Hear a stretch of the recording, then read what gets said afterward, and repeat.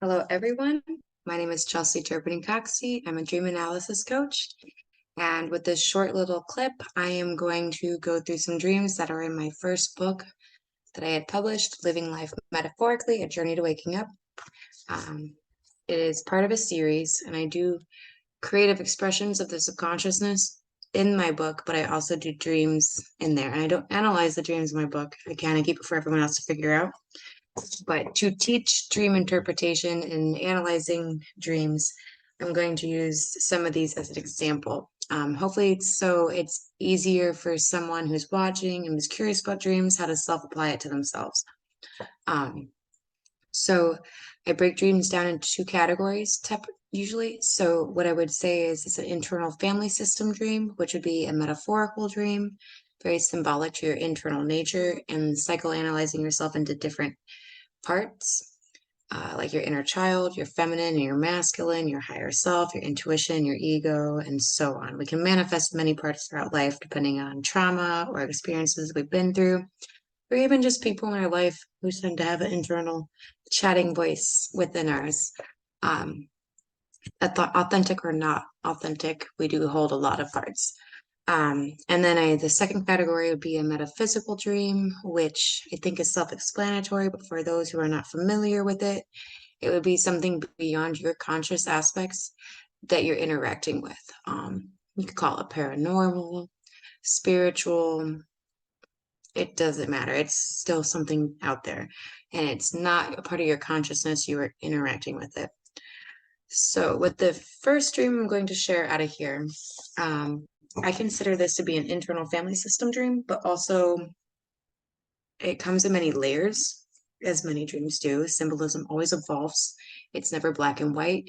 You can have a basic understanding of it on the morning you wake up, and then throughout time, it holds deeper meaning that evolves too. So, this one's with my masculine side, but I also felt that it's very metaphysical or maybe even past lives. It holds a lot of deep meaning, and it's the way I emotionally felt about it too. So with this dream, I'll read it off real quick and you can hear what I'm talking about. Okay. So last night I fell into the middle of conversation with a man. All I could see were our faces. His face was hard to figure out, and I felt comfortable but a little lost for words. He held my face up close to his, and he told me that my face will always change. With his hand, he covered my face to show only my blue eyes, and he said, "Your eyes will always be the same, but I will recognize you." And with an intense feeling of love, I blushed, and the dream was over. It was a good one. And then with my emotional connection to that, it was very confusing because I felt like it was very metaphysical. Immediately the next morning, it was kind of like a, who is this man in my dreams kind of thing. And I do feel it represents my masculine side, but I also felt like it represents um, several layers of maybe past life, metaphysical, also a deep connection with a man I had in my life previously who had died. Even though it didn't look like him, it was this energy exchange of recognition.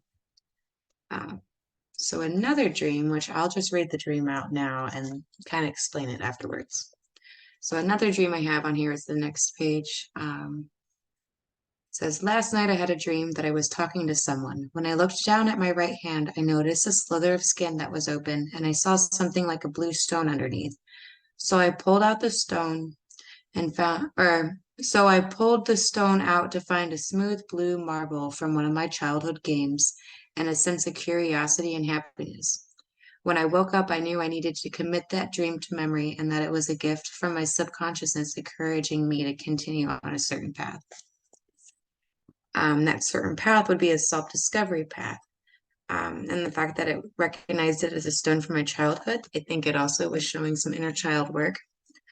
But I think when we definitely are doing dream analysis on ourselves and studying our dreams, which I was doing at this time for my own sake, it was turning into this self-discovery. And I was getting to the point where I was seeing a lot of myself and discovering a lot of new things. So I think it was this hint of, hey, you're doing a good job for my subconsciousness, and let's keep discovering more.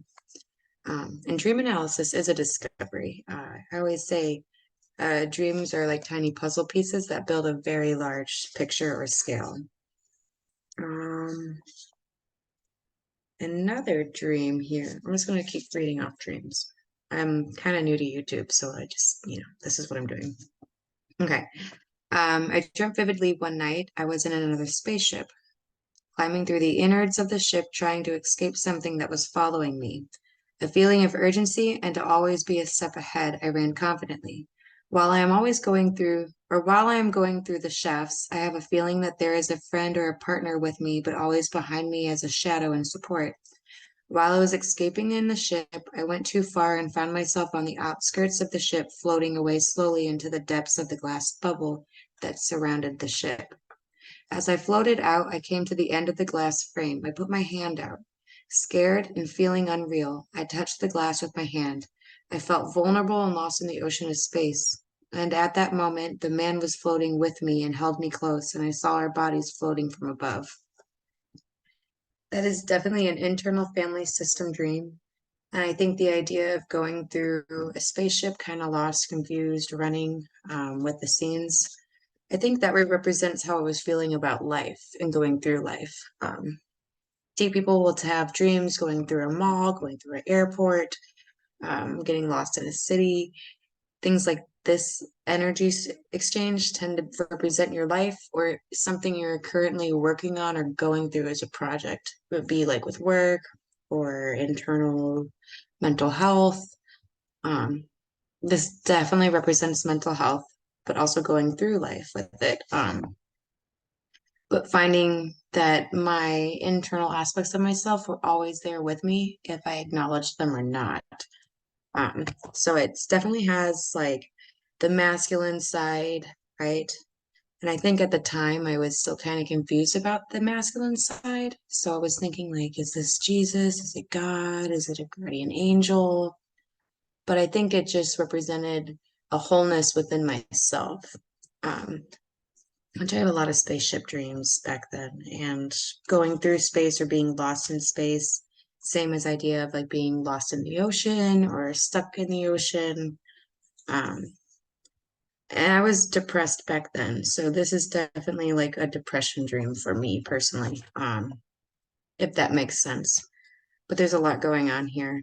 Um, and I'm not always so quick to analyze these dreams. So when I'm working with clients, we'll take them to a lot of layers. I just don't want to get too deep into layers at this time, but I'm hoping this still helps. Let's see. And another dream. Huh. I remember acknowledging a dark, no lights on UFO going across the sky at night, and someone kept saying my name loudly. And I thought it was my mother-in-law at first, because I lived with her at the time. But it was coming from the sky. I remember looking up and having a short but hasty conversation with the spaceship, and the person next to me thought I was crazy. This actually represented a actual situation I had with a friend who visited me that night before I fell asleep. But no, I did not see a spaceship. That was the more symbolic. But I think it was this idea that I was exploring new concepts and belief systems, and I was afraid that I would probably come off crazy to people. So I was trying to be like quick about it and not catching attention. Um, Always interesting. And let's see, some more maybe. I had a few of them marked off. Hmm, read all those yet. So it's this idea, I'll leave it at that for now. It's the idea that dreams really are, oh, there's one more. Uh, Dreams get very in depth. It's an emotional expression, processing, but it's also can get very metaphysical too. So there's a lot going on with dreams, and this is why I love them so much. And I always say it's a self-discovery because you're really discovering your subconsciousness. The idea is that when the consciousness sleeps, the subconscious comes out to play. And it has a lot going on, and we usually exile these parts of ourselves. And it tends to be our ego that does that because it doesn't fit the status quo of the ecosystem we live in with the world. So our ego is trying to keep up the way egos are supposed to be. And we end up living inauthentically because of that. Also, trauma and bad experiences tend to also do that, or just even people's words or opinions of us as individuals, especially children, people are always correcting you, saying, hey, don't do this, don't do that, don't be like that, be more like this. That's the start of the process of exiling aspects of ourselves to the subconscious realm where we don't necessarily want it to come out and into our conscious parts. Which is not healthy. And then they tend to get a little wonky and balanced, and it's a whole ordeal. So it's a good one. I might read just one more here out of my book. I was peeling off wallpaper in an old house. I stood back and could see the square outline of the dried up adhesive glue that once held the paper up. The line turned into a small single line of maggots that moved in rotation, filling the adhesive space. I remember looking at it for a minute before I grabbed the poison and started getting rid of them and cleared the space. I had a moment in the night where, oh, that's another dream. Oh, well, I didn't realize those just led right into each other like paragraphs. So with the idea of adhesive, something holding it together, it had maggots under it. Um, I think that would definitely represent this cringy idea of trying to hold my identity together, my reality together with things that were not authentic for myself. And trying to clean it off with poison would be this idea of trying to heal. But at the same time, I don't think the maggots were authentic. So, like, they were not authentically me. I was trying to use inauthenticity to hold my perception of reality or my identity and how I viewed myself, but as well as how I allowed other people to view myself too. And I could keep going and going on with all of these. There's so many. Um, but it's the idea that dreams do hold a lot. And I know each culture represents dream symbolism in their own way. But I say symbolism is never black and white. It represents and resonates with how you emotionally feel with that dream. So you always want to take your emotions and your emotional reaction to it, or while you're going through it, uh, are very important. So I hope that helps maybe a little bit with some people. I want to continue trying to share more of not just other people's dreams and the workshops and things like that, but to also share some of mine just to kind of get your mind rolling a little bit around the idea of symbolism from the subconsciousness and how it works as a language. Because at the end of the day, the subconsciousness does speak in symbolism. So you could almost think of it as its own language. And it's never black and white. Each dreamer has an emotional connection to symbolism in their own way. So at the end of the day, it's not, like you can't look at a dream dictionary and go, oh, that's what it means. It's no, each person has a different relationship with each symbol. Just like water, right? Some people love water. Some people are afraid of water. Water holds its own context within each dream too. So sometimes the water is a negative thing within that context and how you're emotionally feeling about it at the time. Um, so it's a really awesome lane to explore, but it's really important because at the end of the day, your subconsciousness is screaming at you in various ways, and it even can apply in daytime application too. So like we have a lot going on in this space.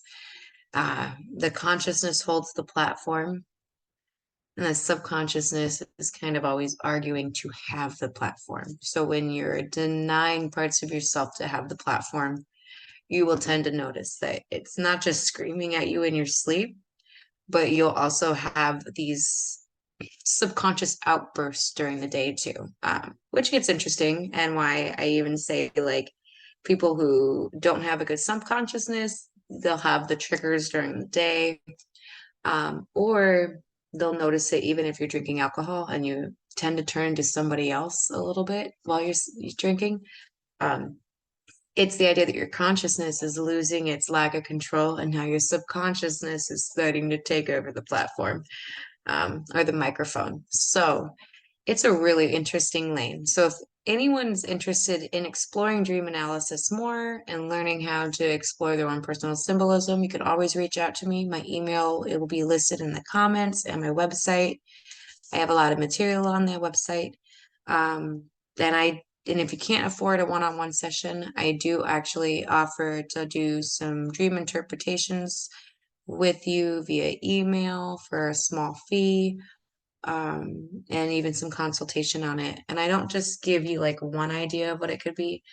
I will give you a couple ideas, and what resonates with you is what would be the truth on that. But it always has the layers of evolving too. So you'll notice that the dream will start out with this meaning, and that meaning will hold a lot of depthness to it, which is beautiful. And it does that over time. So I will leave off with that and hopefully find some time at some point to do some more of these. And I hope me sharing the vulnerability of my dreams helps you at least kind of understand how you can explore your dreams.